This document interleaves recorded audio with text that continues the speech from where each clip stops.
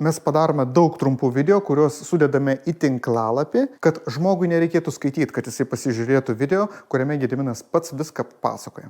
Turime vieną lempą. Nanlighto 600 veikia 30% galingumu. Mes nustatom kameros po 6500 kelvinų, lempą 6500 kelvinų, bet štai šita lempa, kuri šviečia ir imituoja šitas žaliuzės, štai su šituo lęšiu, šviečia 5500 kelvinų. Pastatėm štai šitą gėlę, kuri duoda štai šitus šešėlius ir nėra tokia pigi balta siena. Gyvi augalai ant šitos sienelės ir jie taip pat matysis filmuotoje medžiagoje. Gediminas pastatytas taip, kad jisai atsistojęs užstotų štai šitą termometrą. Dažnai mes atsiduriam tokiose situacijose, kokiose atsiduriam ir turim iš tos situacijos ištraukti patį geriausią vaizdą. Prie jo buvo prisektas štai šitas mikrofonas. Rašinėjom į Zoom F6 įrenginį, GH5 Lumixai. Čia 42 mm objektyvas filmuojamas iš tamsesnės pusės Gedimino, kad filmuotų iš šešėlio pusės. Ten buvo 2 mm objektyvas, čia dabar nustatyta ant 35.